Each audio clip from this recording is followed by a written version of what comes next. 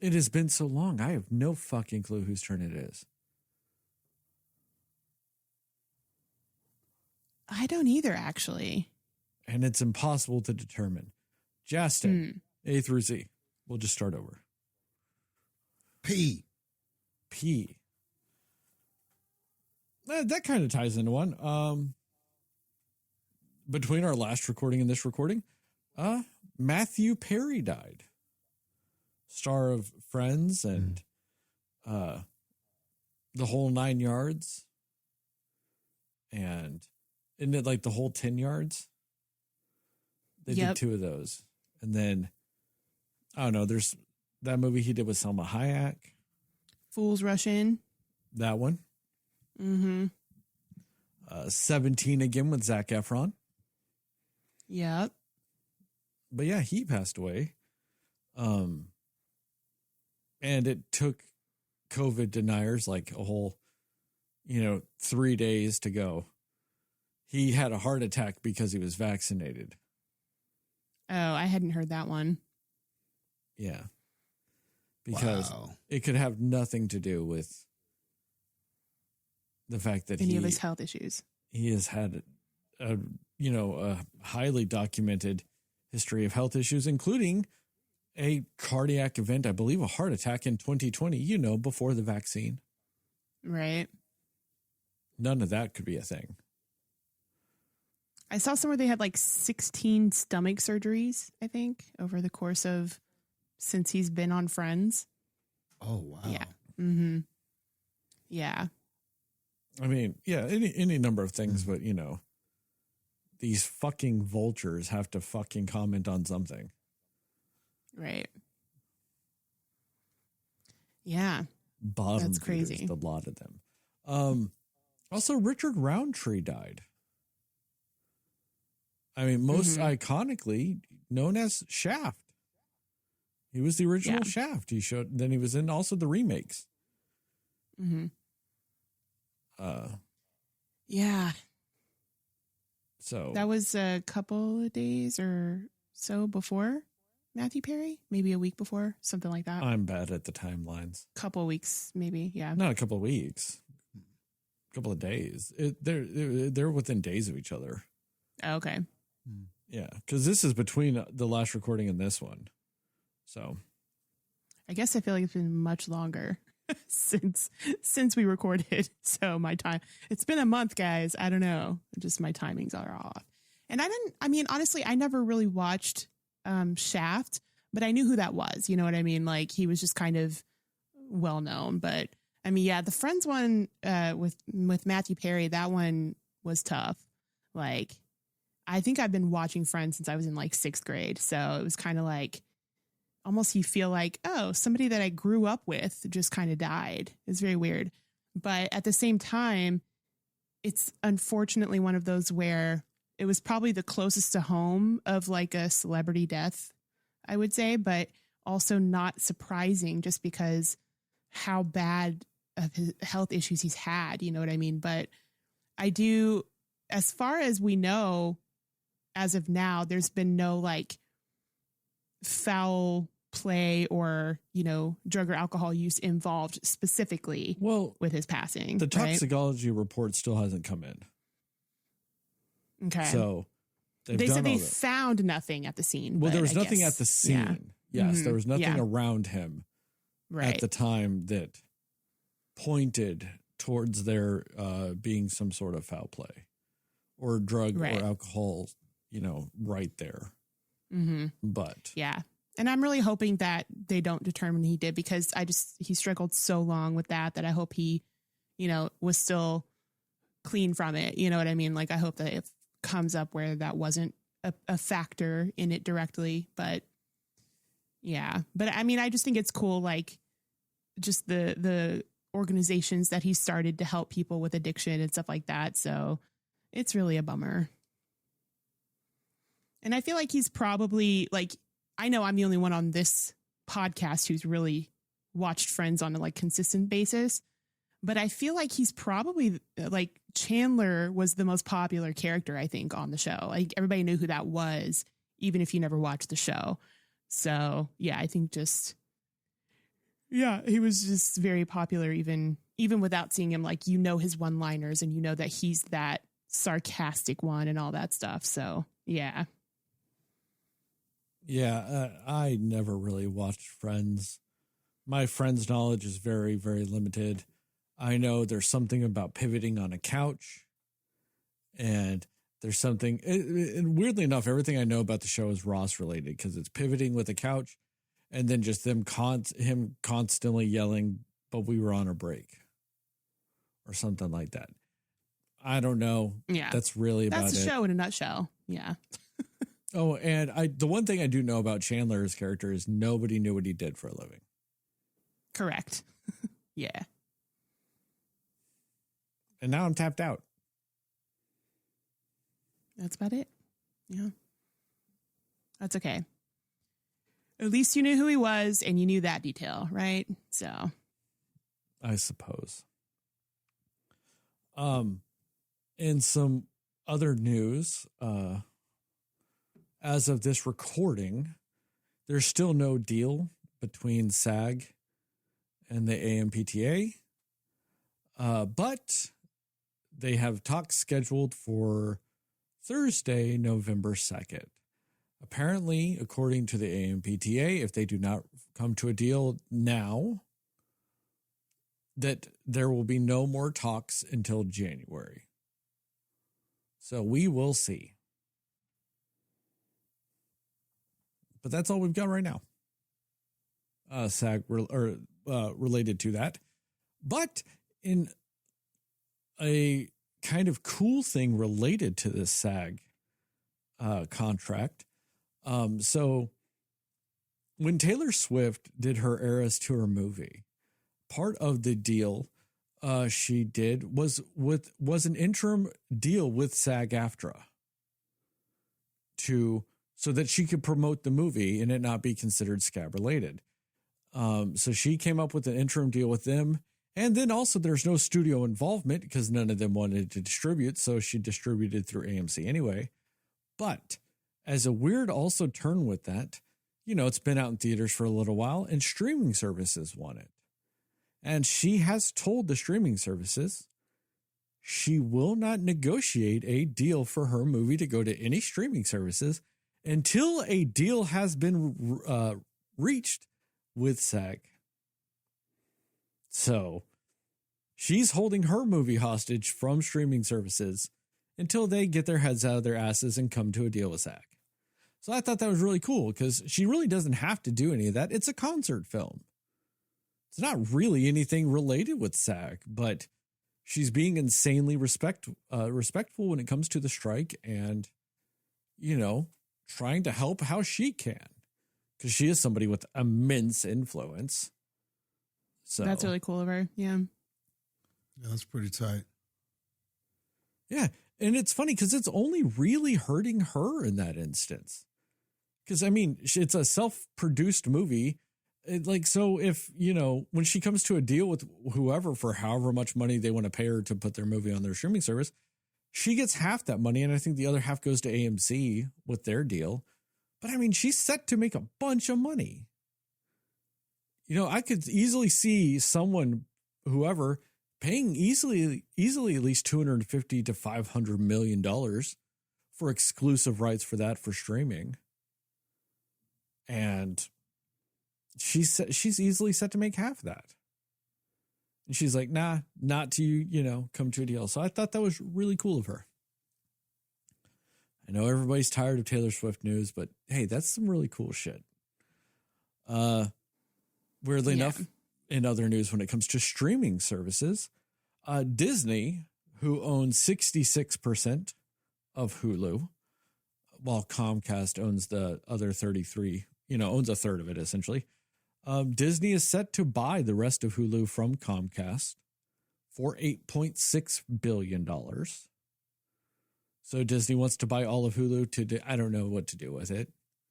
I mean, they're just to own it, I guess. I mean, it's essentially their version of adult Disney Plus.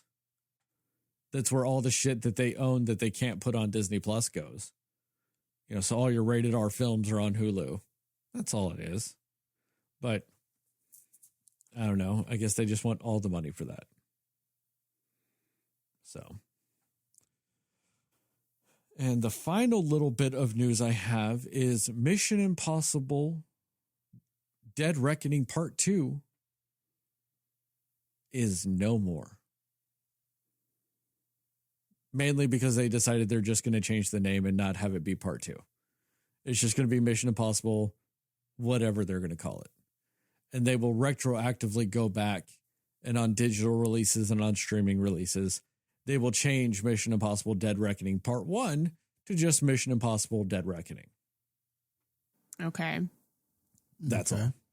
That's fair. A lot of it has to do with the fact that that movie vastly underperformed. And it's this weird, like, cataclysm of events because, it released 2 weeks before the whole Barbenheimer thing. It released, 2 weeks before the strike started. And whilst they were in the middle of a writer's strike and right before the Screen Actors Guild strikes happened. And also, it was just such an expensive movie to make. So I think the last estimates I saw, originally I thought it was around $400 million to make. I think it's closer to like $530 million to make. And it wasn't necessarily because of the movie itself as much as it was of them filming during COVID. So there's all the extra safety protocols during COVID. And because Tom Cruise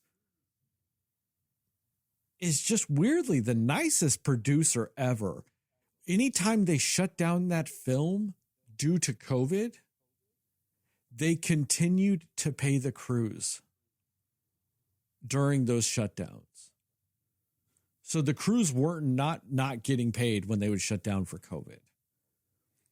So like that just, it bleeds money in those instances. Mm-hmm. So like if it was realistic, the movie probably would have cost around $150 million as it was. But, and I think that they're just kind of wanting to reset with it. And I think that that's somewhat fine because when we talked about it, one of the things I talked about was it didn't really truly end on a cliffhanger. They fairly wrapped up a lot of it. I mean, it was kind of, there were some threads open, but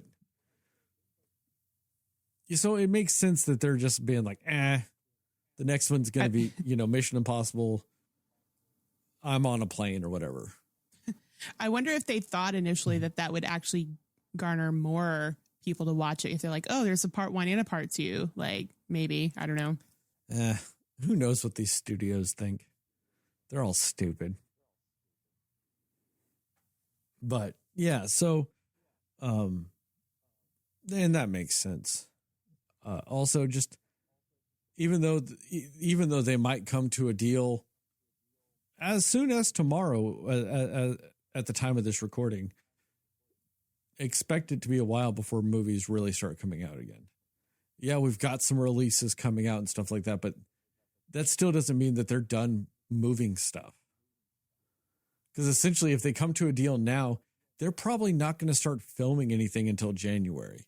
And if it's a big enough movie with big stars attached, those production schedules are going to have to get shifted because they might have deal, like an actor might have a deal on 4 different movies that they would have been filming at a staggered, time frame since when the strike started. And it's going to be whichever movie goes into production soonest. So another movie might get put on hold because their star actor's not available yet. You know what I mean? So it's going to be a wild, wild time coming up. And that's assuming they come to a deal tomorrow. If this really does go on hold till January, who knows? So, you guys got any more movie news? Anything else that I missed? I did see that they are doing an It Follows sequel, which I don't know how to feel. Like I'm kind of looking forward to it, but kind of like, don't touch something that's so good. But I thought that was interesting. Although, I mean, that would be kind of scarier if you think it's just one of those ghost things following you, and then it turns out it's 9 of them. Yeah, because it is called They Follow, right? So maybe that's what they're going to do. I don't know. Yeah. I hope it's good. I really hope it's good. I know. I really loved the first one. As much as it is an allegory for STDs, which kind of makes it weirdly less sex positive than I would like, it's still so good. Like, that was one of the first movies in a long time on a rewatch. I'm paying less attention to what's like happening in the foreground, and I'm just constantly scanning the background, looking to see if I see the little fucker just walking. And it's just as enjoyable watching it that way as it is just watching it actually happen. Like, because you're just so enveloped in what's in the movie when you're doing that, because you're just like, do I see the fucker? And you'll start focusing on people and you're like, that's the fucker, isn't it? And then they like turn and go somewhere else and you're like, fuck it, that wasn't the fucker. Did I miss him? You feel like it's like happening to you because you're like that much like an eagle eye looking for that guy. Oh, it's so fun. If you've never watched It Follows, just watching the background to see if you can see the it following. Oh, I cannot recommend that enough. It's so fun. Especially do it at night with a big ass TV. Oh, it's so fun. You got anything, Jastin? Any news from your side? I was trying to think. No, I can't think of anything. I think you covered most of the stuff that I knew about. So no, it's all good. I mean, I might as well say this. As of half an hour ago, the Texas Rangers won the World Series. That's all I'm saying about that. Fuck them.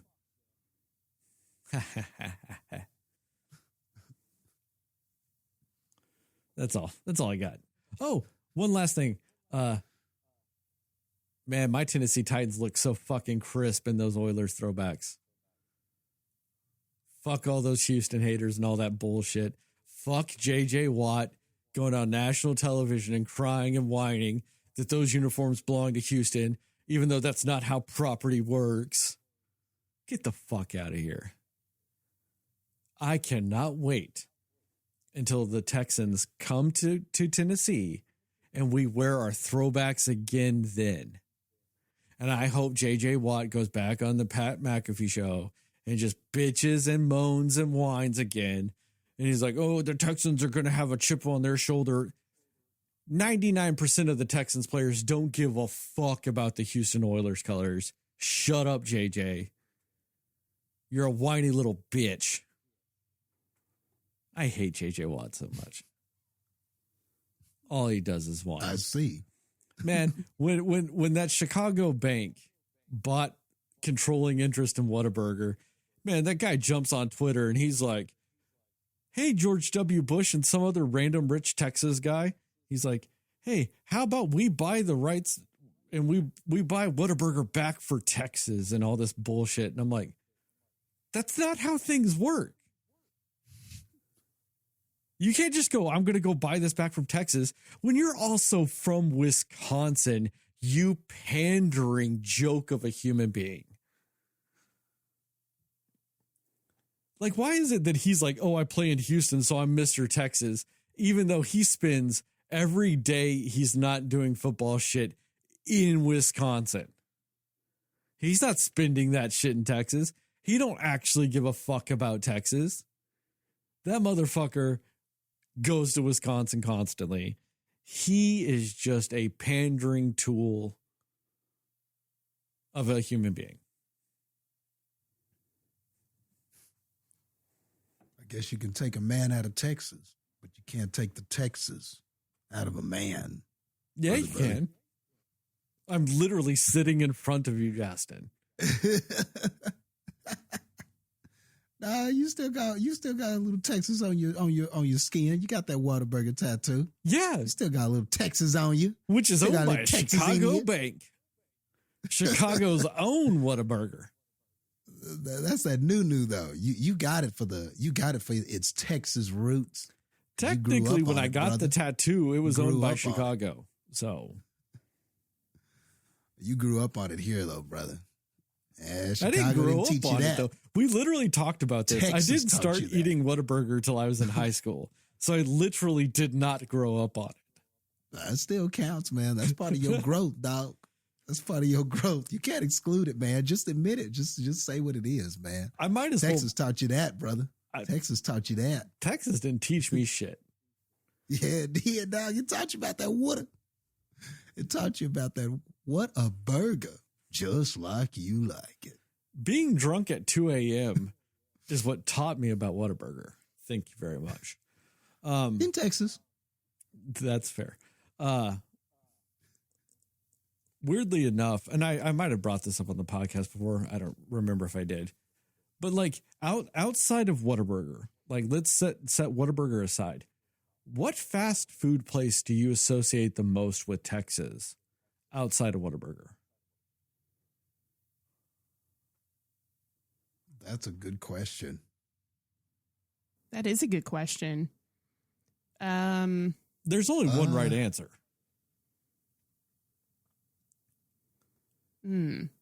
That's what I love about Texas. Or a Texas stop sign. The only one I think I can think of is, what is that place in Amarillo with that big ass super steak? Well, that's the Big Texan. Called the Texan, Big Texan. No, but that's not a fast food place. Famous. But that's not a fast food place, though. It's not? I thought it was a restaurant. Well, it's a restaurant, but it's not fast food. Yeah, fast food. Okay, yeah, I got you. It has to be Dairy Queen, guys. Come on.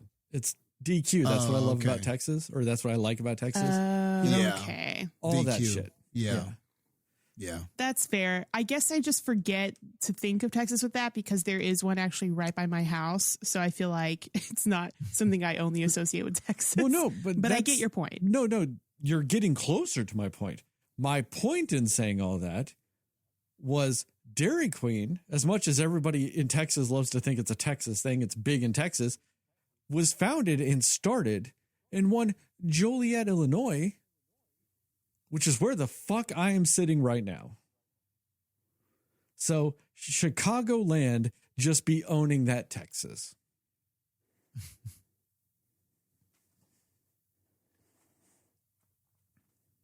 That was my whole point. I like that point. All right, Jastin, get over here. Come on now. My next point is this.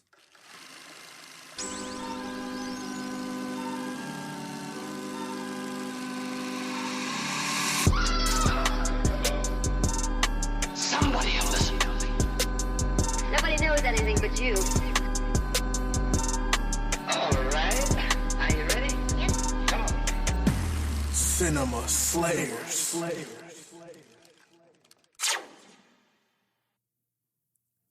Jastin, what kind of soda are you drinking over there? That there Coke Zero Sugar. You know? Oh, I literally thought we were drinking the same thing. But I'm drinking a Cherry Coke Zero. Nice. I know that's not typically how I start this shit. It's just during the intro song, we both took a drink and I was like, oh, what kind is he drinking? Hey, Cinefans, and welcome back to another episode of the Cinema Slayers podcast. I am Sterling, and as always, I'm joined by Heather and Jastin. And tonight we're going to talk about what we liked, didn't like, and everything in between with two movies. We're going to talk about Five Nights at Freddy's, and we're going to talk about When Evil Lurks. We will go spoiler-free recommendations and scores and then into a more spoiler-centric section with time codes in the description to allow you to jump around in both audio and video formats for both movies.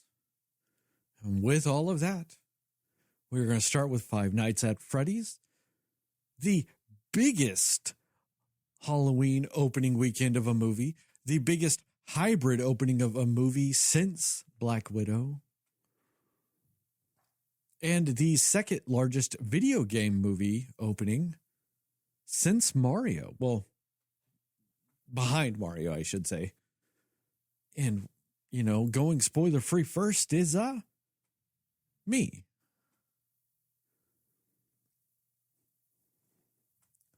Boring as fuck. is the best way to describe this movie.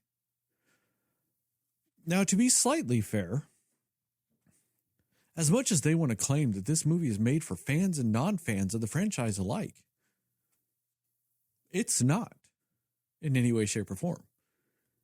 This movie is made solely for Five Nights at Freddy's fans and no one else. Now, I could be wrong. I haven't talked to every human being on the planet Earth. But no one I have talked to about this movie that has seen this movie and were not fans of Five Nights at Freddy's liked it. None of them. But anybody I know that is a fan of Five Nights at Freddy's loved it. They're like, oh man, it captures the essence of the games so much. And I was like, man, that is a ringing endorsement for me to never play these games then. It's just filled with a bunch of nonsense. I mean, maybe the games tie this stuff together better. There's multiple games, there's books, there's all this stuff. And it's just, these movies seem to be just a collection of shit from the games. And they say it's a part of the lore and this and that, but with this outing, I don't even really feel any cohesion. There was zero tension whatsoever. And all it made me think was, fuck, I need to watch Willy's Wonderland again, because it's a better movie. And don't worry, I did. And don't worry, it holds up like gangbusters. We were concerned. We were concerned that you didn't. Yeah. So much fun watching Willy's Wonderland. And then it just made me think about Five Nights at Freddy's and go, fuck, that sucked. I mean, I watched that movie on streaming at home. And that movie is probably the most accurate movie title since Snakes on a Plane. Because it felt like I was watching that movie for 5 straight nights. I felt like 120 hours had passed from when I hit play to when it ended. And I feel like my life is worse because I did that. A lot of people talk about the animatronics in this movie. Sure, they're fine, I guess, if you can see them. This movie has the cinematography of the Battle of Winterfell from Game of Thrones. I don't really know how anybody went into this movie and watched it and went, oh, it was spectacular. How the fuck did you see what happened on the screen? They lit this movie with a candle from 1982. I actually meant 1892, but fuck me. It's not like that matters because this movie didn't care either. I would talk about the acting performances, but I don't think anybody actually did any acting. I felt like people just read lines. And I don't know. There's some shit about dreams happening in this movie. I guess. Maybe. Because it doesn't matter. It's just shit on the screen. Shout out to Matthew Lillard, though. He's the only one that went, hey, I'm getting a paycheck. I'm going to earn it, damn it. And he overacted completely. I do like me overacting Matthew Lillard, though. Overacting Matthew Lillard is a kind of fantastic thing that I've grown accustomed to enjoying in my lifetime. If you ever want to see peak overacting Matthew Lillard, just go watch Scream. God, he is overacting to the degree of Jeremy Irons in the original Dungeons and Dragons movie in that one. But it's always a joy. It's always fun. Yeah, nobody does unhinged like Matthew Lillard. I'll give you that. And unfortunately, there's not enough of that in this movie. So that's all I'm going to say in this section. Jastin, what about you? What are your spoiler-free thoughts about Five Nights at Freddy's? One night was enough for me, dog.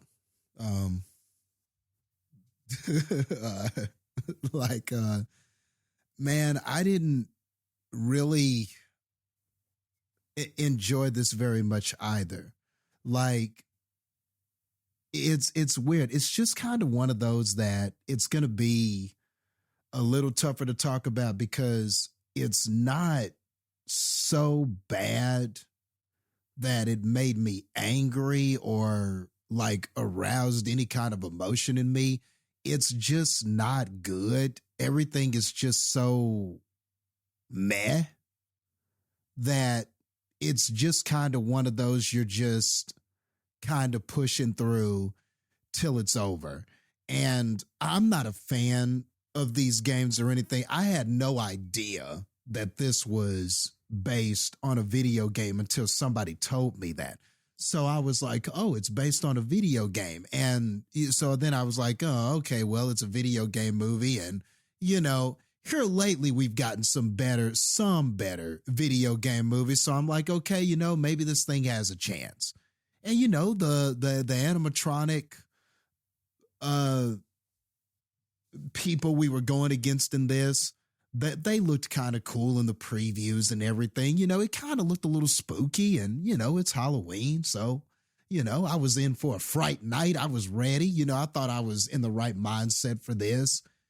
And after watching it, I was just like, man, like, I had the same kind of questions you had. Like, is this a good adaptation of the game or is it a bad one? Because I just felt like the movie, the story is all over the place. And I felt like the movie really just had an identity problem. It didn't know if it wanted to be a horror movie or did it want to be melodrama or did it want to be a mystery or did it want to be about two siblings or did it want to be about this kind of relationship between a cop and a security guard? I don't know this, but I felt like we landed on nothing. Like I felt like we had all these things and I just don't know what we actually accomplished. There are times where I thought that it was trying to be like really like horror with the jump scares and everything, but then it suddenly changed tone and all of a sudden it was kind of more funny and we're killing 1 second, then we're playing around with a kid and building a fort. I don't think that's too much of a spoiler, but I don't know. So tonally, I felt like it was a little, it was a little crazy to me too. And I was thinking, well, okay, are the video games like this? So I didn't go play. I didn't have time to play any of the games, but I watched a couple of playthroughs. I went to YouTube and I watched a playthrough. I wanted to see, okay, am I noticing anything from the movie? And I'll try not to take too long with this so Heather can go, but like in one of the playthroughs I watched like the earliest Five Nights at Freddy's because there's been a ton of games now and books and stuff like you alluded to, Sterling. So I think I watched the earliest game and it's like a point and click computer game. And it's kind of like survival horror. Like you are a guy who it's your first night on the job and you're there. And there are these video recordings of this guy saying, well, you know, we kind of got these animatronic animals and they kind of go crazy sometimes and they want to make a animatronic animal out of you. So you kind of need to watch out. You know, it's kind of funny. Like when you're hearing this voice recording, you're like, okay, why wouldn't this guy just quit this job right away? But the game is interesting because you are a security guard. So you're checking all these cameras constantly. And like, you'll be looking at a camera and you'll see the animals sitting there. But then you'll come across and check the camera again and suddenly that animal is gone. And then it's like, duh, you know, it's doing all this foreboding music and stuff, and you got to figure out where they are and shut doors before they can get to you and stuff like that. And it had a very kind of scary atmosphere. It reminded me kind of like Resident Evil stuff. That same kind of you're in this situation trying to survive kind of vibe to it. So I was like, okay. Didn't really feel that in the film though. I didn't feel what I felt watching that playthrough. I didn't feel any of that in the movie, but I did notice that the animatronic characters and kind of where you are in that game did look a lot like where our main character was on the set. So some of it I could see. I was like, oh, okay, that's where that comes from. That's where that comes from in the movie. Really quick, I watched another playthrough of a game, a later game, I guess. And you are trying to get out of the pizza, Freddy's pizza place. So you're running around and you got to hide from them and they're trying to come kill you and stuff like that. And that was more of like a first person kind of adventure game. And it was kind of interesting, very colorful. You're running around and certain animatronics, if they see you, they alarm them and then they're coming after you. You can hear them behind you and you got to run and hide and stuff. And the guy who was playing, he was just having a hell of a time playing it. So I at least got an appreciation of where the fandom comes from and kind of got to see the evolution of two of the games of it. And sadly, I don't think this movie really captured a lot of what I saw and what I felt watching those playthrough videos. So maybe I'm just not a big enough fan of this. Maybe I'm just going to have to maybe just come to the realization that maybe I just don't get this. Maybe I just don't get how the movie successfully upheld these games, but I didn't. So yeah, I just failed to see how even a fan likes this, but just like Sterling said, I really don't see how somebody who's not a fan of this could come out going, oh yeah, this is a great film. So yeah, that's where I sit. Heather, what about you? Yeah, I feel like I didn't expect the focus of this film to be on so much of the, I guess, backstory or side story of our main character. I'm not necessarily disappointed with that choice. I just wasn't expecting that going into this movie based off of, the previews and the trailers that we got on this. And I also had zero knowledge of this even being a game or a thing before this movie came out. So I'm kind of right there with you. I didn't even know it was a thing. So I don't really have anything to compare it to going into this. And I wasn't sure if that was a good or a bad thing here. I think that, it was all right. It was an all right movie. I do think that it was really slowly paced and felt a little bit repetitive in a lot of ways. Even though I was interested in the backstory going on, I feel like they kind of revisited it in a way that was not as intriguing as it probably could have been. So I feel like that was a little bit of a downfall for it. And yeah, these animatronic things, that was fine. That was okay. But yeah, it kind of felt like this one didn't quite know the genre that it was going for maybe, or it didn't quite know the main story that it wanted to try to tell here, I guess.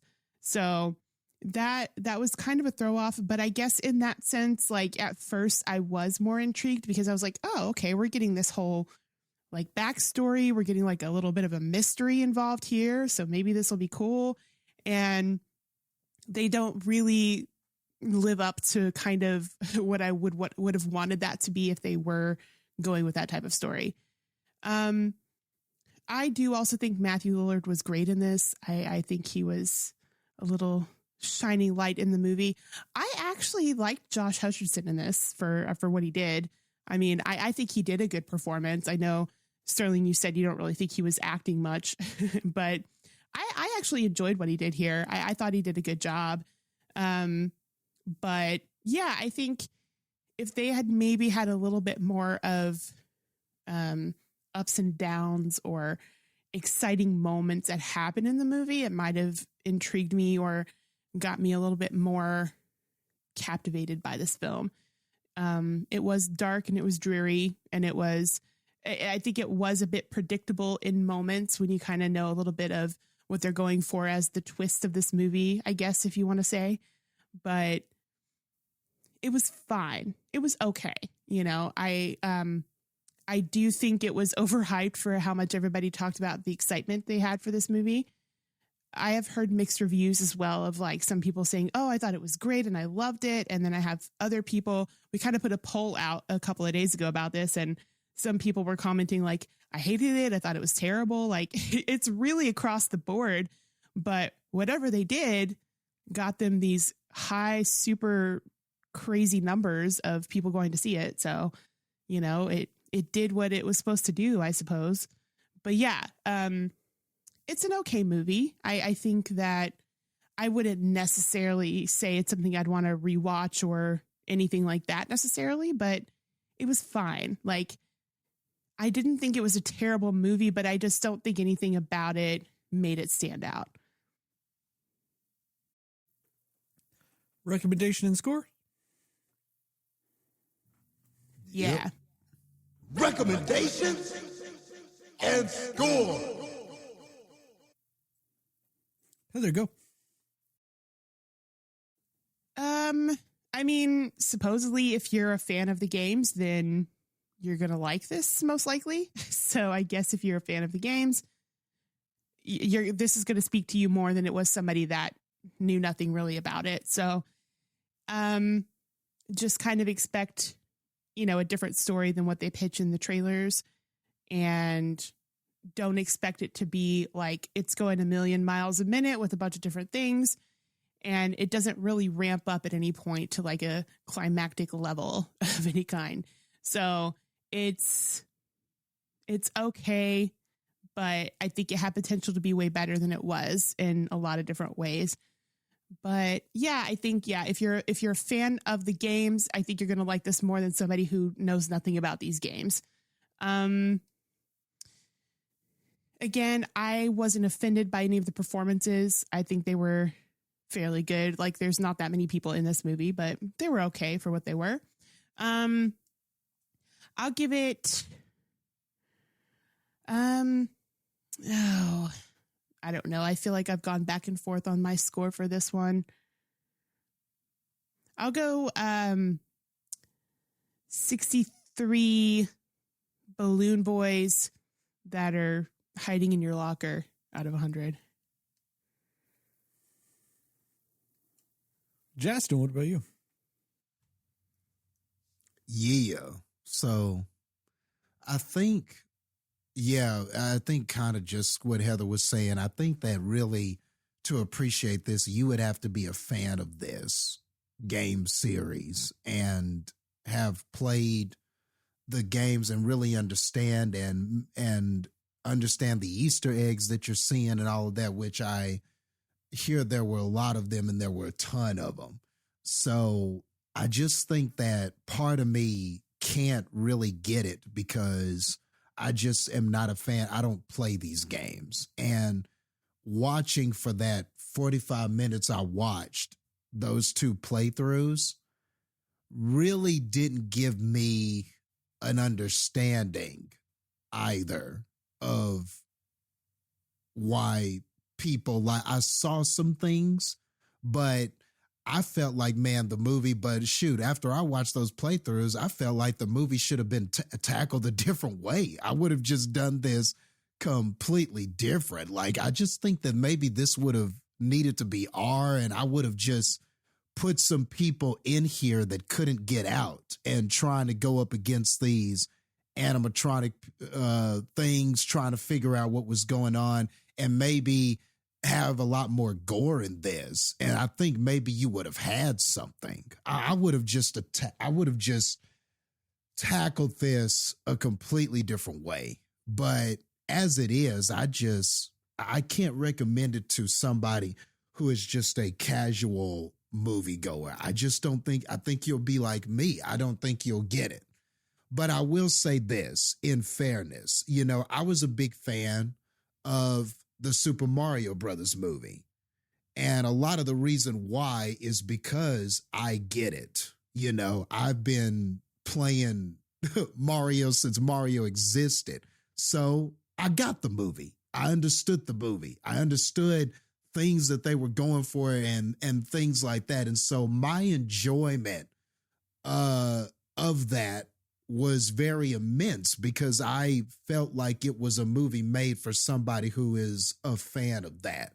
Yeah. So I'm going to be fair to this. If you're a fan of this, I can't speak from that perspective, nor try to pretend I can. So I can't speak. So understand my review is, I guess, the review of somebody who isn't a fan. And that's fair game. If you'd rather hear from a fan, well, you're not going to find that perspective on here. And I think that that's fair to say for stuff like this, especially when you look at like the fan reviews and see fans enjoying it so much and saying, oh man, it was exactly what I wanted from this kind of movie. So, I didn't enjoy it, but maybe there is something to these fans who said that they did. But with that being said, I'm a little bit lower than you, Heather. I was just kind of right in the middle. I didn't think that this was terrible, but I just didn't think it was good enough to be at a 60. So I just went 50 dreams that solved what exactly? Out of 100. You said a clean 50, right? Yeah. Okay, I heard that right. Okay. Nah, I don't recommend it. I mean, if you're already a fan, I'm assuming you already saw it. And if you're not a fan, don't waste your time. Because that's all it will be. If you are not a fan of this franchise and you watch this movie, you will just be wasting your own time. So do so at your own peril. I highly disagree with both of you. I think it's bad. I think it's just a bad movie with a shining light in the form of Matthew Lillard.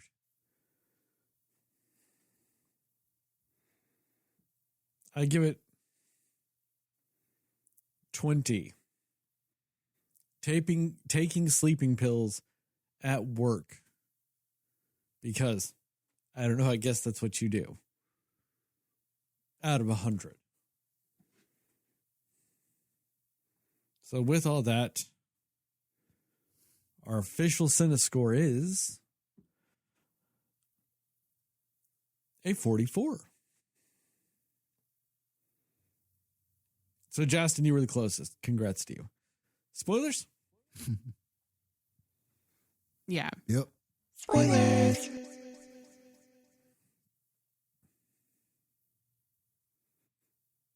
Did you guys realize that there were 2 Freddys in this?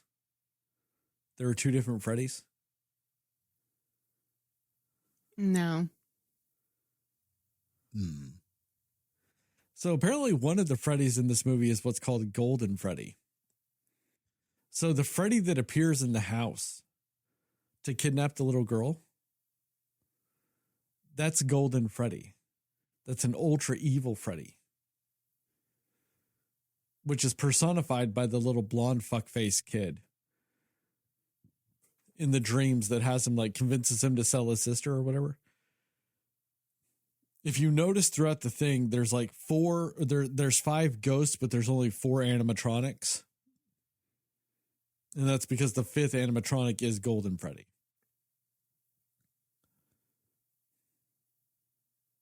Okay. Sure. Cool. And they have the audacity to say that this movie's made for fans and non-fans alike. At no point in this movie, if you are not a fan of this franchise, are you going to know that was two different fucking bears. Get the fuck out of here. They want to call that thing the Golden Freddy. It looked just like regular Freddy. There was no difference. Yeah. That was Freddy and Freddy. Fuck off. That's the same damn bear. I don't give a fuck what name you want to call it. That was Freddy and Freddy.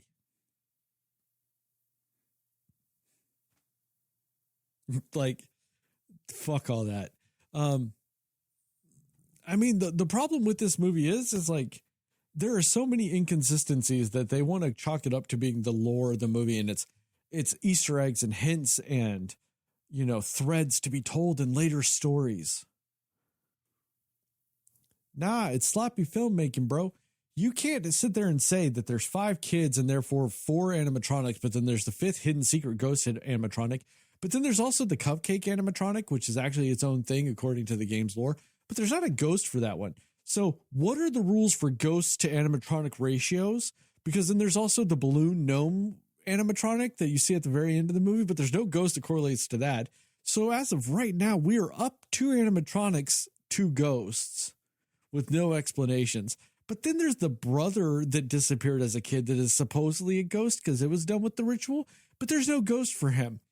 So where's his? So you're going to then sit there and add other animatronics later that are going to be at this building or whatever, but then all of a sudden now there's extra ghosts that just weren't in this because they were tired. I guess they were taking a ghost nap, so they didn't want to show up because maybe they only come out during the day and they don't come out at night. They're scared of the dark.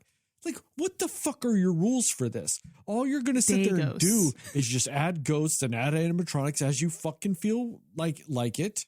And none of it's actually going to really tie together or make any fucking sense. But fans of the franchise are just going to sit there and go, oh my God, my dick is hard because this is something I recognize from the game. So I'm going to masturbate to this movie for 9 hours straight because it's on streaming. What the fuck is going on? Also, there are so many dreams in this. There are so many dreams, and they're like trying to Freddy Krueger it. They're like, ooh, you get cut in a dream. You get cut in real life.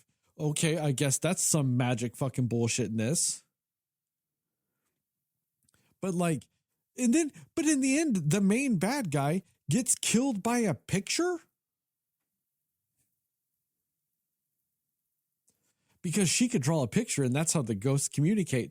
If that's how the ghosts communicate, then why the fuck was she talking to them? But also, they want to imply that the ghosts have been around her whole life, or at least since her parents died, because she's been talking to these ghosts. Like, holy movie of convenience, Batman. This movie is just a series of whatever the fuck they need something to be to complete that scene. That's what this is. And one of the weirdest things I saw online, I'm going to be a little bit unhinged because I don't know. I don't know how to talk about this movie in a coherent fashion because there's nothing coherent about this movie. This is channel your inner Matthew Lillard. It's fine. This movie is a lesser, like, it's a lesser version of the non-cohesive story that what Prisoners of Ghostland was, which is by far the most unhinged episode that we have ever done on this, because it was just me and Jastin just verbally vomiting on our microphones because that's what the movie was. That's what this is.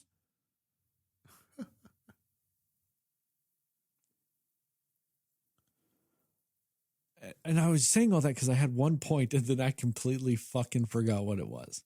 I don't remember my point whatsoever. Oh, one of the things was that I kept seeing online is so many people talking about how, oh man, the spring locks were done to perfection. The spring locks are just metal fucking things that clamp. How do you do metal clamps wrong? It's either metal and it clamps or it's not. Like, how do you do that to perfection? It either does this or it doesn't. Like, what? Why are fans impressed by the fact that they made metal clamp shit? How is that impressive? How is that the bar that they are setting for whether or not this movie did things right? at that.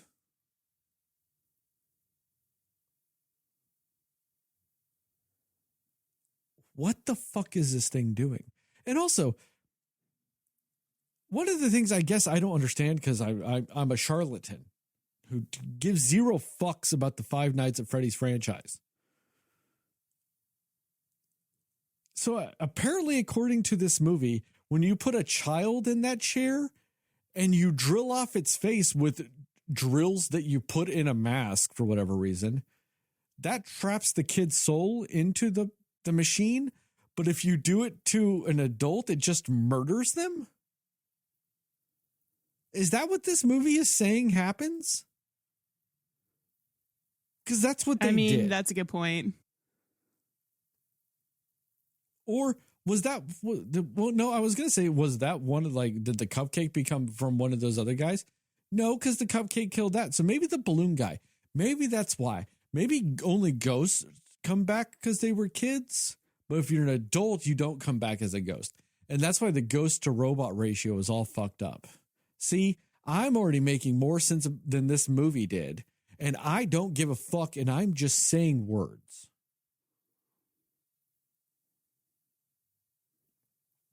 I don't think while I do agree with you, Jastin, up the gore. Make this a fucking slaughter fest. You know, kind of like Willy's Wonderland was. It would have been better. At least I would have been entertained by just some violence or something. But the franchise is kind of T for teen. So they're going to do PG-13 movies to kind of maximize and line up with that. At least from what I saw. I know the first 4 Five Nights at Freddy's games that were the canon series and maybe not some of the spinoffs or whatever. Those were all 12 plus games, so I think that's why they're going to keep the violence down in this, to kind of maximize their audience of children. But it should have been bloody. But I way back in the day, I saw, I think I technically did play the first Five Nights at Freddy's when it came out fucking 10 years ago, or whatever.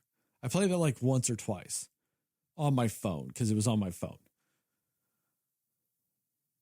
And in that, yeah, you were saying, Jastin, you're just a security guard and you're trying to stop them from coming in the room. And there really is no sense to that in this movie. They hint that is going to be the case because they killed a security guard at the beginning of the movie. But at no point in the film do you actually feel like Josh or Max or whoever the fuck the main character's name is, Billy Joe's security guard. You never feel like his life is in danger until after his little sister comes there. And that he doesn't want her to come back to it. You know what I mean? They're never trying to get in that room, which he'd be the easiest person in the world to murder in that instance. Because that motherfucker's taking sleeping pills and passed out. You could just walk in real quick, stabby, stab, stab, done. Movie over. These robots just ain't even trying.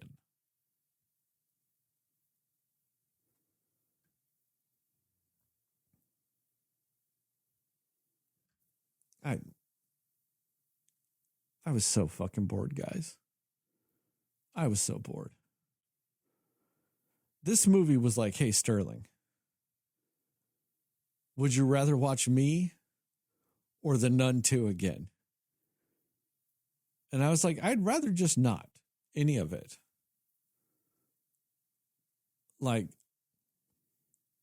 I've been pretty good for the past few months of working out and moving and doing things. And God, I just wanted to lie in bed. I didn't want to do anything. I just wanted to not. I just wanted to not.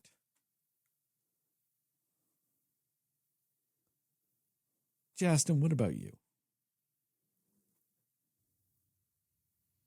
Man, well, it's just like I said, I just really think that this movie could have benefited from just being told a different way. So I get that maybe you couldn't have the gore, even though I really think it would have helped this.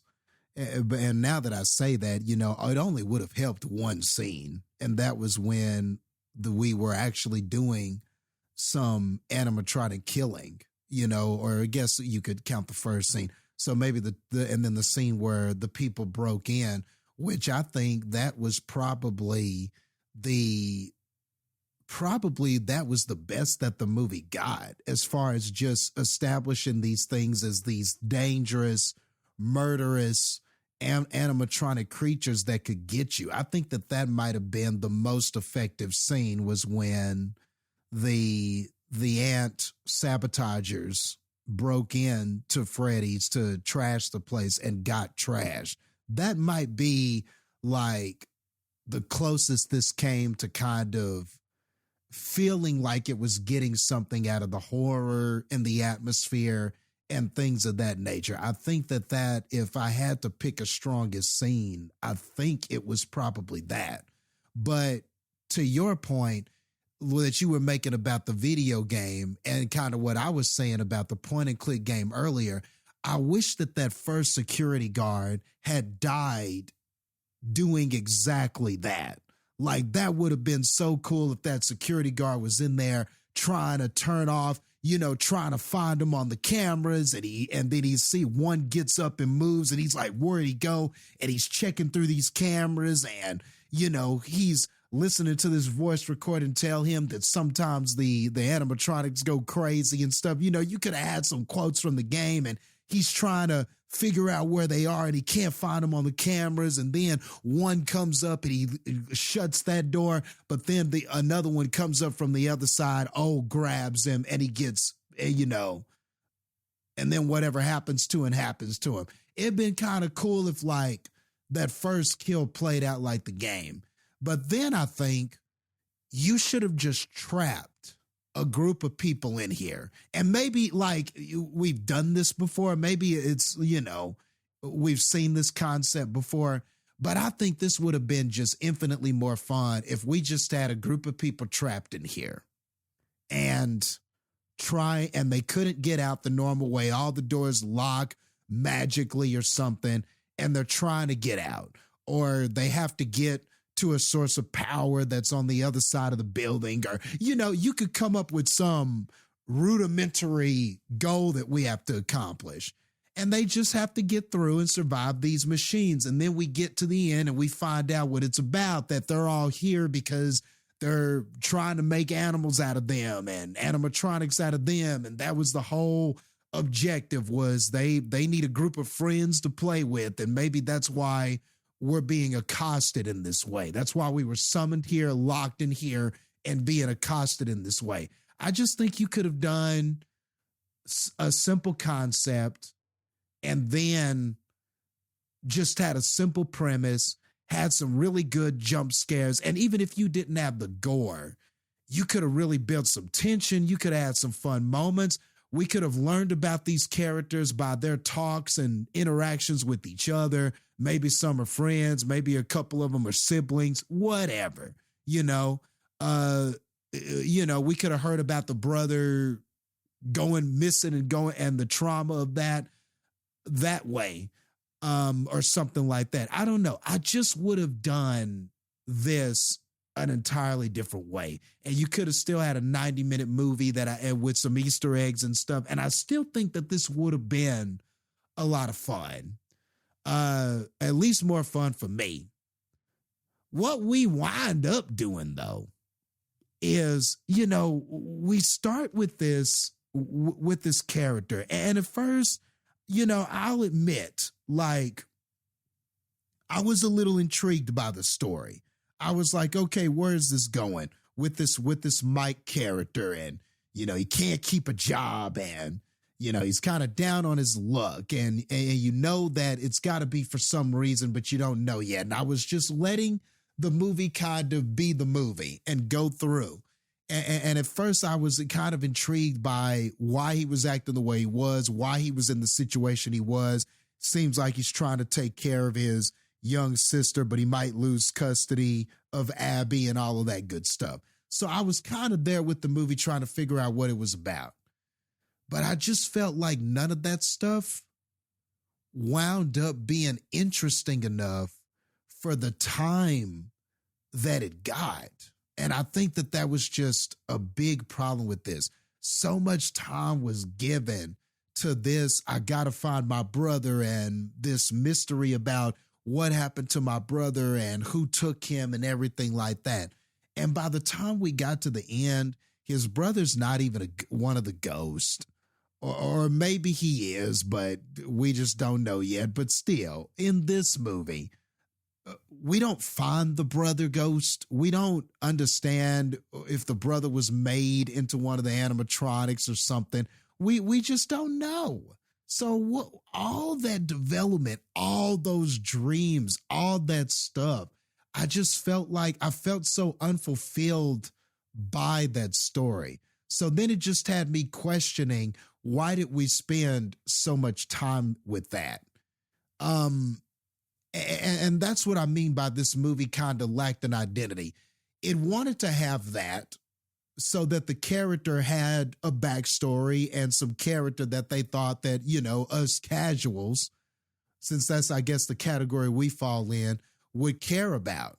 But I felt like that was unfinished. You sort of left some things unresolved, but not in a good way. Not in a way to where, oh, I can't wait to see the second one of this movie to find out what happened to Mike's brother. I mean, I could care less, The thing with the sister and her having the same dreams about these kids that the animatronics ghost, but the kids and all that stuff.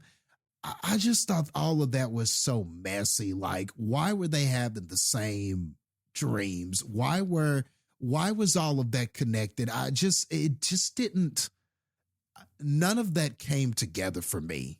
And it was just kind of weird. Like, I didn't think they tied all of those threads effectively. And then you've got an aunt and she's trying to get custody. There was just so much family melodrama. And I think it really took away from what should have just been a fun romp in this Freddy's pizzeria with us trying to survive these animatronic ghost things trying to kill us and make us one of them. And I feel like even though some of that was there, because the movie had to try to develop all these characters, and then the police woman that was the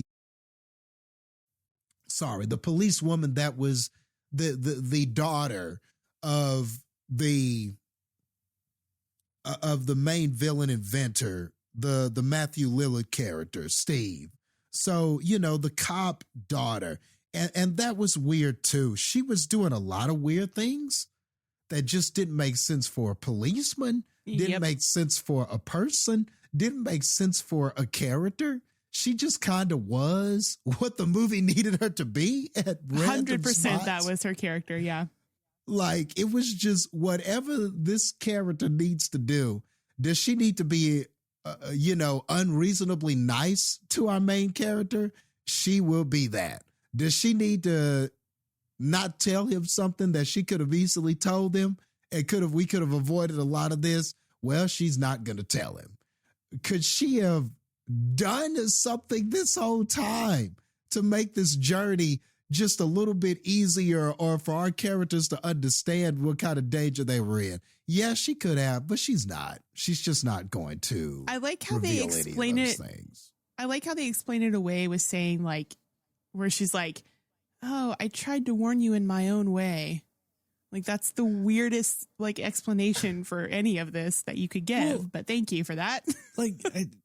Which is weird because, like, to me, a warning isn't, hey, let's build a pillow fort with the evil robots. That is the biggest mixed signal of a warning I've ever fucking heard. Yeah. When she's like, I tried to warn you when you were going, hey guys, let's all lie between these chairs with some blankets and let's put a roof on it. Because they're evil. Get out of here. Like, she didn't say, like, you know what I mean? Like, she's like, no, guys, let's play. And she's like, I tried to tell you they were evil, When I was like, hey, get a roof, wink, wink. How did you not get that crystal clear? Exactly. Yeah, I like, how did she actually warn? She could have even just been like, if you, like, I don't know, something about like, I'll arrest you or something if you know, are here past something. I don't know. Like there's something else she could have done. That's all I'm saying. Yeah, she could have said, get the fuck out of here and don't go. It's like, don't take your little sister there. Yeah, any sort of actual warning, because, you know, it's not just like, you know, oh, well, hopefully you don't get caught sleeping on the job. It's like, no, there's murdered kids here. So maybe a little bit more of a warning would be nice. Or how about even, instead of, I hope you don't get caught sleeping, how about, don't sleep, they'll murder you. Right. Yeah, exactly. Exactly. Or, I don't know, you're a police officer. You know the other people who have taken this job have been killed. Like, why are you a police officer? Like, so she can be complicit in the crimes. I guess so. I guess that was the only reason. Like, I mean, why are you allowing this to happen? And why don't you just be the security guard? Why don't you just do the security there? Then your dad can just be, could be in there chilling. You could just be in there chilling with the animatronics and nobody has to die. I don't know, that character is so strange to me. And it was like, oh, well, this is my father.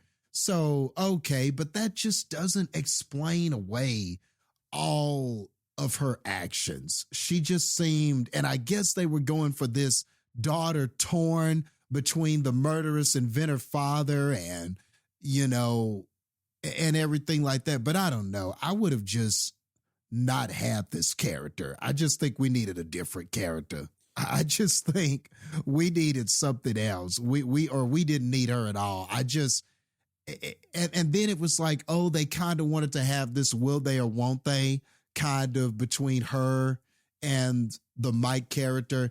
That didn't come across either. Like, they kind of wanted it in there, but then they kind of didn't. And so it was just nothing. It was just another thing that just felt very, very unresolved, like. I like what you said, Justin, of like how it just didn't happen because they had the chemistry of a moldy carrot. Yeah. Yep.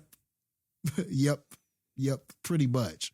So even in those scenes where it's like, oh, she's learning about him and caring about him, even still, it was like, why is she making all this effort? I just didn't understand. Like, it was just the weirdest. Like, this movie was just so, like all over the place tonally with everything. And yeah, when we get to the point where it's like, let's build a fort with these monsters, I was just like, why are we doing this? Like, I was so confused as to why tonally we were here. And I mean, maybe if that's something that happens in the games, okay. Maybe there's a game where you can befriend them or something. I don't know. Or maybe it was, oh, well, they're buttering up the kid so they can eventually get the kid. Okay. But that would just felt like such a weird turn. None of that felt scary. None of that felt like what I thought this was supposed to be. When you watch the preview of this, it seems like it's really going to be more dark, scary kind of horror type thing. And I just don't feel like it felt like it wanted to be like that sometimes, but then the other time it wanted to be a brother-sister drama. And then other times it just wanted to be they're scary, but they're my friends and weird kind of kids thing. I just felt like it was too all over the place. I think this needed focus and it needed to just have a few threads, a few stories, and just tell that well. Pick how you want these characters to come off. How do we want the animatronics to be murderous, ravenous things that are trying to kill these people? Or do we want them to be the kind of, they pretend like they're okay until you see a darker side. Pick a lane and let's just do that. And I think that that's my biggest problem with this movie. Like, it just felt like it was so all over the place narratively. And I just don't see them, and especially with all the money it made and the success it's having, they'll just think, okay, we can just do more of the same. So we're going to do more characters and more kind of intermixing of things and stories and stuff like that. And I just really don't feel like any of this worked for me narratively. It was just too much of a bunch of things when I felt like we could have just focused on one or two things and this been a much better movie for me. First, with what you said about it being a franchise, man, I see this. They're going to try to make this another Fast and Furious. They're like, all right, let's greenlight 9 more movies and a spinoff. Let's go. One quick thing before you go, Heather. Jastin, I'm somewhat disappointed in you. You love allegories, and somehow you missed the allegory of the pillow fort scene of run, they're monsters, stay away.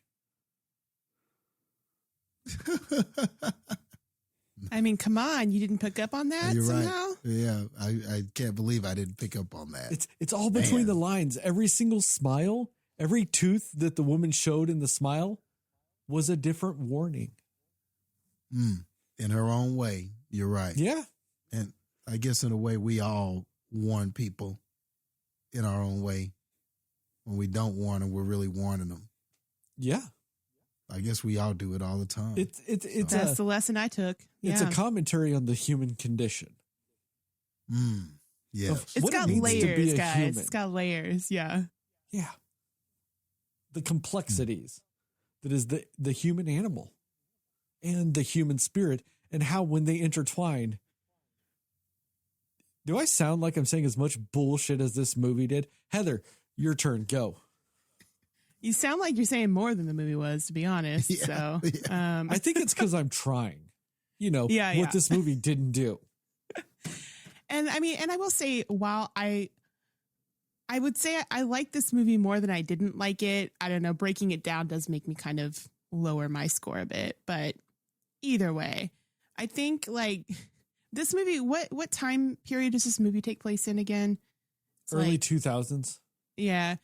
I mean, my thing with it too is like one of the things that bugged me is when Mike is going in for that interview with Steve and he's like wanting him to take this job, and Mike's like, I can't do nights. Like, just the guy thinking the audacity of you to not want to work nights. Like not even realizing like, oh, maybe he has a situation where he can't do nights. He was just like, okay, man, like just really like disappointed that he didn't want to work nights, when it's like, it just kind of really judging him for that, when I feel like, well, there's so many reasons people can't work a night shift. Like, what if he has his own kid? And I thought the reason for that was his sister, right? Like, he has his sister, so he can't work at night all the time. But I just thought it was funny, like, that it was just like such a big deal that he was turning down a night job. Like, it was just weird to me that he was like so off put by that. Like, oh, that's a deal breaker if you can't work nights, because everybody works night shifts. Like, I don't know. It was just very weird. And then like also too, when he realizes the last name of Mike, and then like kind of clicks for him, like, I want him to have this job because he's the brother of this other kid that I took or whatever.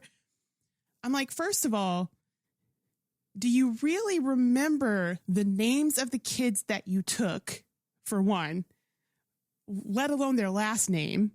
And also, like, what was their last name? I don't even remember. It was Bear Schnickel. It was something that was not uncommon. So I'm also like, this could, like, you're just so sure immediately that this is his brother. Like, you don't know anything about his background. As far as I could tell, he didn't.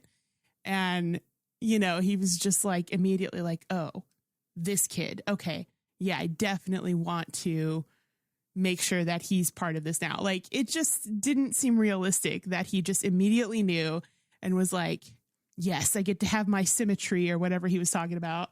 Like, that it could have just been a random person that had the same last name. Like, you don't even, how are you so sure they're related? You know what I mean? It was just, I mean, I'm sure there was a file. I know he was looking at like why he got fired from his other job and whatever, but I don't think there's anything specifically said about like, oh, his brother, you know, was kidnapped however long ago or whatever it was. But I just thought that was kind of funny. And then that was in his special skills section on his resume. Brother kidnapped when I was a kid. Yeah, it's a special skill. Yeah, definitely on there. Special skill is sleeping because I have nightmares about this all the time or something. But taking sleeping medication whilst on the job. Right. Special skill. Yeah. Yeah. Put it and underline it for sure. It's a big one. But yeah, I think also the fact that there was no ghost brother did bug me too. Because I'm like, there are all of these ghost children that were taken by the same guy that kidnapped his brother, but his brother ghost is not there. Like, I just didn't understand that. Well, I looked it up a little bit while we were talking, and the theory is that according to the games, there's multiple Freddy's locations that have possessed animatronics. And that the thought is that the brother would be an animatronic at another site. Okay. But you know what? That's all well and good, but I don't think they gave that to us. Like the fact that you have to look it up after is like, okay. That's completely fair. You know? I'm just saying that that's apparently a thing. Not that it's any still less of a problem in this movie, right. Because they just throw a bunch of shit in here. And well, you get the feeling that it's just going to be, you know, whatever works for a sequel is the shit that's going to carry over, and the shit that doesn't make sense in a sequel, they're going to just ignore that. But, you know, they dedicated 27 days of film to put it all on the screen. Like, right. Just to take what sticks. Yeah. And it's kind of like what you've talked about before with like, if I have to do homework after to figure out what's actually happening in it, it kind of takes away from the enjoyment of the film. And I could totally see that being the case here as well. Right. Especially like, and when you brought up the two Freddys thing, and I'm like, what indicator would there have ever been that was a thing? Like, why do we need to go back and look that up to know that was a thing? Like, do you think we're going to appreciate that more? Or do you think that we're going to be like, well, that was dumb. You should have clarified that more, which is kind of where we're at with it. And apparently that's such a big deal in the game. Right. And to me, I think technically the Freddy that comes to the house is a lighter color, is a more golden furred bear than the other one. But that's also slightly disingenuous because the Freddy that's in the store the whole time is either dimly lit or has a spotlight on it, which are not accurate representations of color. Therefore, how is anybody that doesn't play the games ever really going to notice the subtle palette swap like it's Mortal Kombat and it's a fucking ninja? Right. Yeah. No, that's a good point. And like, and the thing that I was kind of alluding to earlier is just the fact that I didn't realize this is going to be so much about, the kidnapping of Mike's brother and like how that haunts him and he has these nightmares and stuff like that about it. And I think that they had potential there to make that story really interesting, because when it started out and you don't really know the pattern of how the story's going to go at first, it is interesting. In my opinion, I was like, oh, what's going to happen here? Are they going to figure it out? What's going to go down? You know, the mystery aspect of it was kind of cool, but then it just kept repeating the same dream and then not really actually giving you anything more that much in any of the dreams. So you're just like, okay, the idea was there, but the execution was not. And so you just feel like the most interesting thing that they did in this movie was lacking because of that, you know, and also agree that if Matthew Lillard was in this more, might have got it up a few points, because I mean, he's only in it a little bit, and as unhinged as he does get and as over the top as he gets, which I love, he is also actually a good actor. Like beyond that, like I think that his line delivery of even when he was just in the office, even though the whole idea of him knowing that it was the kid's brother is dumb, but you know, that scene that he did with him was good. I think he's got the skill, but it's over the top Matthew Lillard that you have to love in situations like this. With what you're talking about, it's a good actor delivering bad lines. Yes, that's a better way to say it. Yeah. That's exactly what it is. He can give a good performance and it still be like a terrible line that you hate. He delivered it accurately. He did some good facial expressions during that scene. He did everything you want an actor to do in that job interview scene. Right. While saying dumb dialogue. Yes, that's exactly what it is. Yeah. And Matthew Lillard is like, he's kind of like a staple of the 2000s, I think, or like the early 2000s. Like you just know him from all these things. I more recently saw him in Good Girls, the TV show, which is more of like a drama type situation. And he's really good in it. Like he's not the unhinged crazy guy. He's actually really good in it though. So he's got a lot of range, you know, so I just love seeing him in anything that he does, because he's just, you don't know what he's going to bring, but whatever energy he's bringing, he brings it well. So I'm here for that. But yeah, I think I just really wanted so much more from that backstory of Mike, because it just felt like going into it, that was the main focus of this film when you got down to it.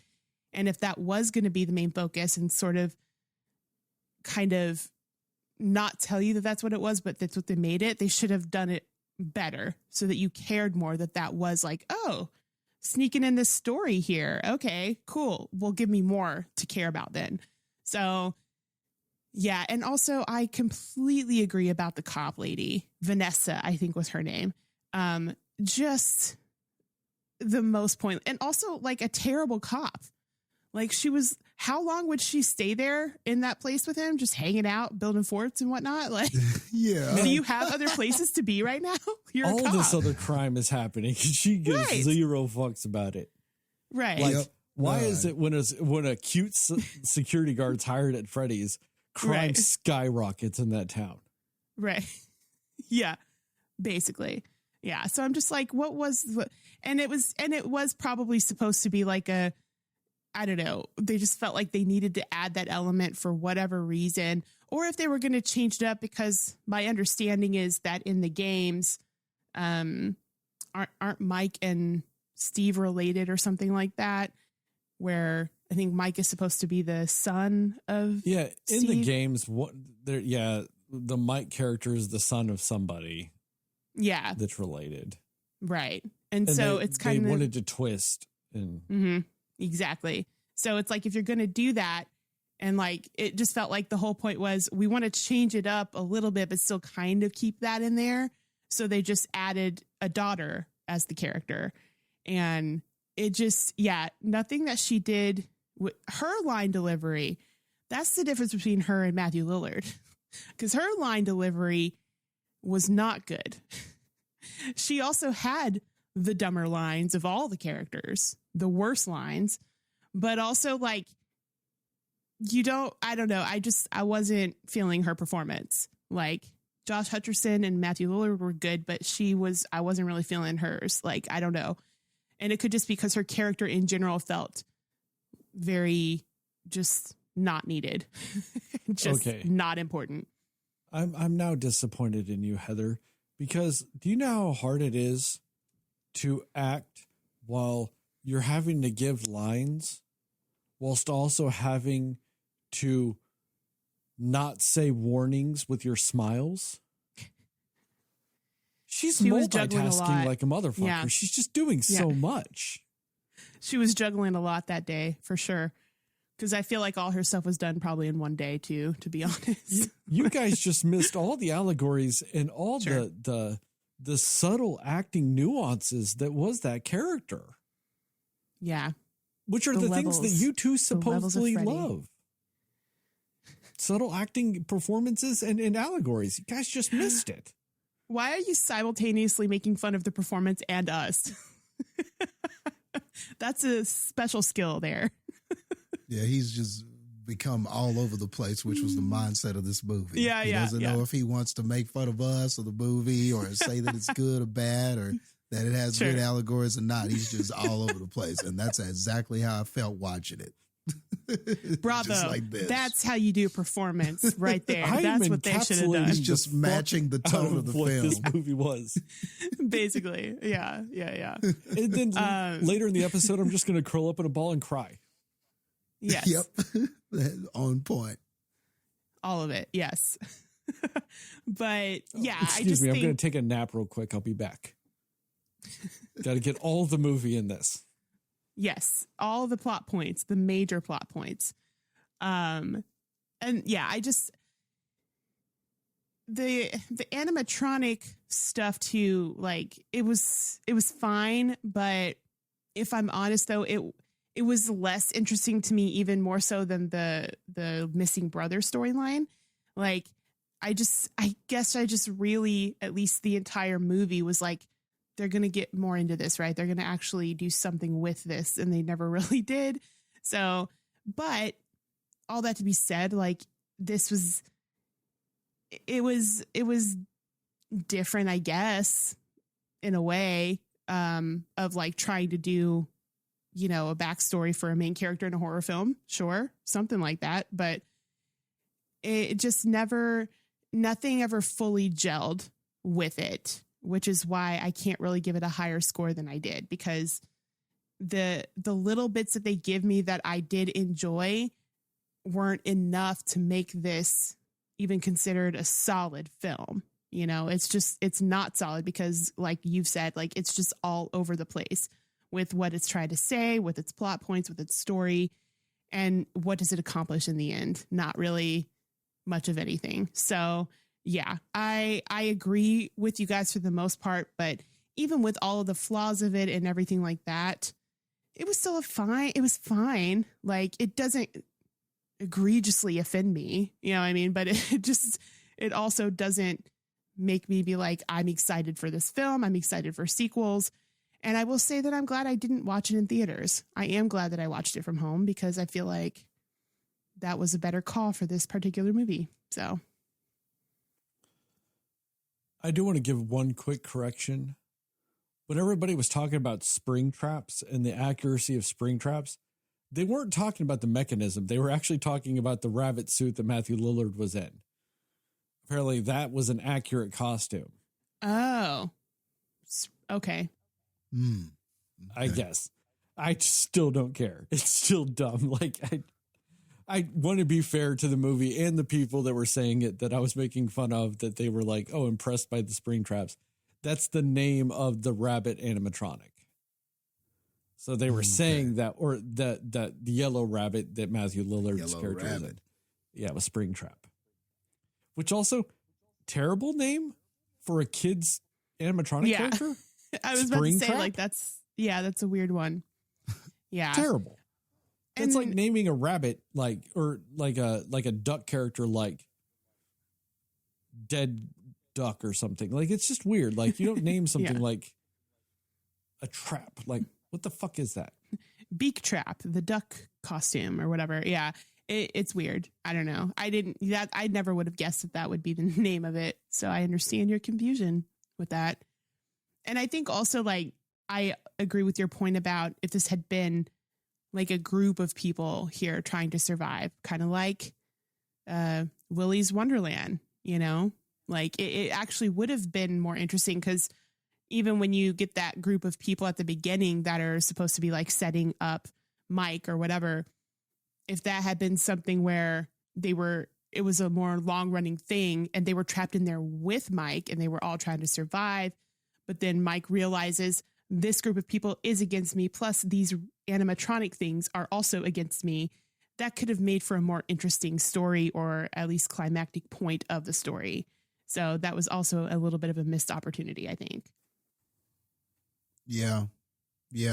I totally agree with what you said there. And if they would have just done that and like picked a lane and like the daughter could have been in there too, but maybe we think she's on our side. You know, you're going through all this stuff and then you find out towards the end, oh, the daughter was in on it too. That's why this group of people is in there.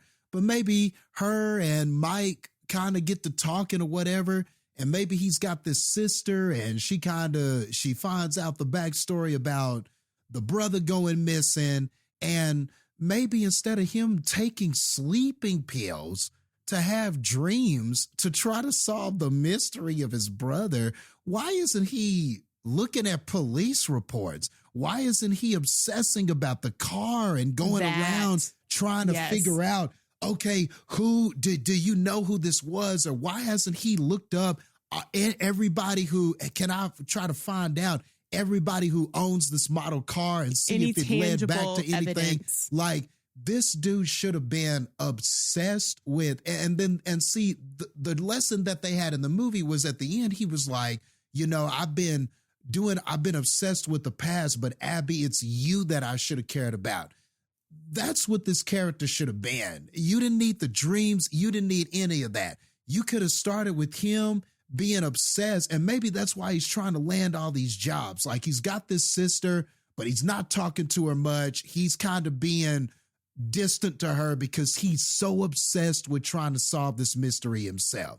The cops never could, so he's out here saving money, playing detective, trying to figure it out himself. And maybe then by the time he takes the job and we're trapped in this situation, he would get out. Maybe he realizes, I may never find out what happened to my brother, but what's more important are the people who are alive and in my life. And maybe you would have just had something.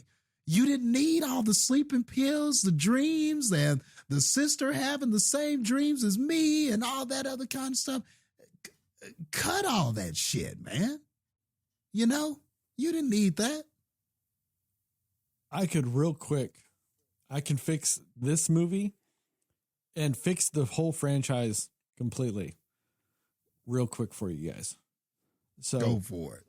This shouldn't have been the first movie.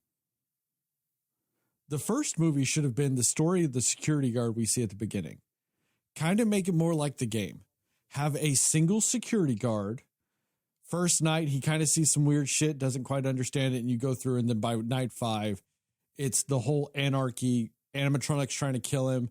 You know, you can even have a couple of people bust in there, and he watches them die, you know, to kind of add to a body count, because you kind of need a body count.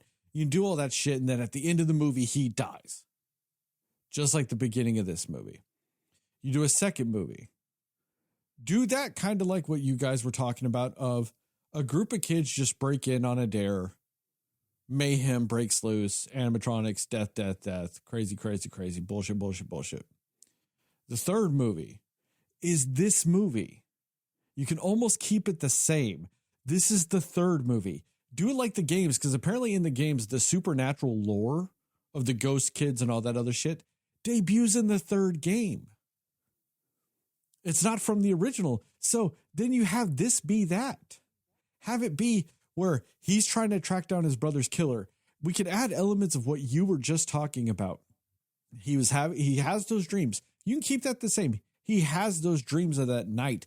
But during the day, he's been, like you guys said, obsessed with it, trying to track stuff down. You can even have it go as far as I came across police reports that mentioned the same car I saw that took my brother that happened in this town. And whenever it happened in this town, the cops originally thought it was tied to Freddy's. That's why I wanted to be the security guard here. You can have the daughter be a part of, have the daughter be the cop, just like in this, but have her believe her father's lies. That it's just a coincidence that these animatronics are alive, because you can have them kind of be like they are with her or the little girl, where they were always friendly to her. And her dad's like, look, everybody wants to blame us, you know, because they think something's weird because they think our animatronics are alive. They don't actually know. And the kidnappings have nothing to do with us. And the daughter believes it. And she just stays around to protect the animals that were her friends as a kid from people that want to kill them because they don't understand. And because she believes the lie. And then throughout the movie, she realizes, based on what Mike says about his brother and all this other stuff, and he's describing the car, and she's like, fuck, that was our car growing up. And she realizes throughout the movie her dad lied to her, and that's why she has a change of heart at the end. I like that. You could play out most of the movie the same. But it can't be the first movie. It doesn't fit as a first movie. This fits as a movie later on. Because this is when you're expanding the universe. Do you do all the bullshit that's in this movie? This isn't an establishing movie. There's no cohesion to it. But that's how you fix this movie in the franchise, is you just shift the order and you shift the motivations of the girl, of the cop. Yeah. And I like that, being that she just, and it's funny you say that, because at first I even think for a moment, I thought that's what it was. They were the cop's friends, and she just misunderstood. Maybe she didn't know about the deaths, or she didn't know the secret that her father was out. I thought it was going to maybe do something like that. And then they just didn't. She knew everything. But I love what you said. Like, I think that would have been the way to go. She could have been somebody who believed the lies and then got revealed through this journey. Oh no, I've been lied to. And my dad really is a murderer. And maybe there are these kidnappings and murders. She didn't know anything about them. She just thought she was being a cop, just doing the right thing, protecting them until we got into this sudden situation, and the whole time she could have been like, as they're surviving, she could have been like, no, they're misunderstood. Something has to be wrong. They've never acted like this. Maybe at first she's withholding info, but then a near death happens, and then they barely escape one of them. And she's like, why is this happening? And she sort of kind of gives our character, lets our survivors know that she knew about them already, but they've never acted like this. Something's going on, something's wrong. And, she could be the misunderstood one that kind of knew about it already. And then, like you said, you finally, you learn all that stuff. You get to the end. She has a change of heart. I mean, all of that sounds infinitely better than what I watched. Just infinitely better. And it's so much more focused. You know what I mean? Well, and I don't blame you, Jastin, for thinking that that's what they were going to do with that character. Because, that's kind of what they did for like the first 20 minutes of the character being on screen. It was like that. Like, you were playing it one way, and then it just shifts and it shifts again. And they, you know what I mean? They just never act. It's what we've talked about. There's no cohesion in any of it. So her shifting motivations and shifting motives and all of these things are just because they didn't write it out in a linear way that actually makes sense from what they show you, that character at the beginning of the movie, and what they show you later. Like, that's the thing, is if she's going to be in Five Nights at Freddy's 2 or 3, or she's going to be a mainstay of the franchise, why? She's a terrible person. She's been completely complicit in child murder for decades. Actively covering up the murder and kidnapping of children. Yeah. You don't really have a rebound, like redeeming story arc from that. She saved one kid. I don't give a fuck. You at least know about, and we're actively covering up the murder of a minimum of 5, according to this movie. So she just needs to not wake up then. She just needs to be confined to that hospital bed. Five Nights at Freddy's needs to start with, she took a turn for the worse and her character's dead. Yeah. I mean, I think it's such a simple fix for this franchise. It's just, there's so much lore to the games and the books now that they just wanted to dive into that. But without realizing why that works in the games, because it started with a simple, I'm a security guard, robots be crazy. Yeah. That's what started it. So start with that. It really is the same problem that the DCEU started with was, Marvel has an expanded universe, cinematic universe now. So we're just going to start and say we have that instead of building it. We're just going to be like, yep, we have that. And it never gelled. Yep. And this was kind of like, to your point, that Batman Superman, where we're trying to do Batman, Superman, Death of Superman, and start the Justice League all in one movie, and you just can't do it. Batman, Superman, Wonder Woman, we're going to introduce Doomsday. We're going to have all this shit. We're going to have Batman hate Superman, but then love Superman, and, all this shit in one movie that's like, what?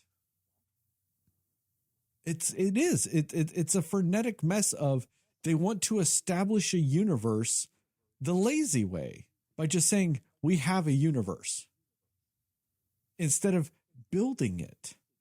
Because as much as I have issues with the MCU and all this other stuff, you can't say that they did not build a universe. They took their time and they built it. They didn't just start with Iron Man 1 and say, here's all of Marvel Comics in this universe. They built it movie by movie for like 6 movies, and then they had one. Come on.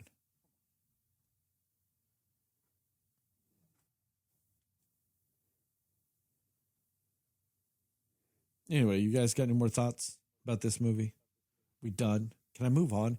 Can I forget this movie exists now till the second one comes out and we have to watch that one? Yes, you can. I've never seen it. Like, this movie is the first one since these strikes happened that made me wish the writers and actors were still both on strike. So this wouldn't, I would never have to worry about this coming out again. Just to make sure a second one never happens. They just never, all movies stop existing just so I can avoid there being a Five Nights at Freddy's 2.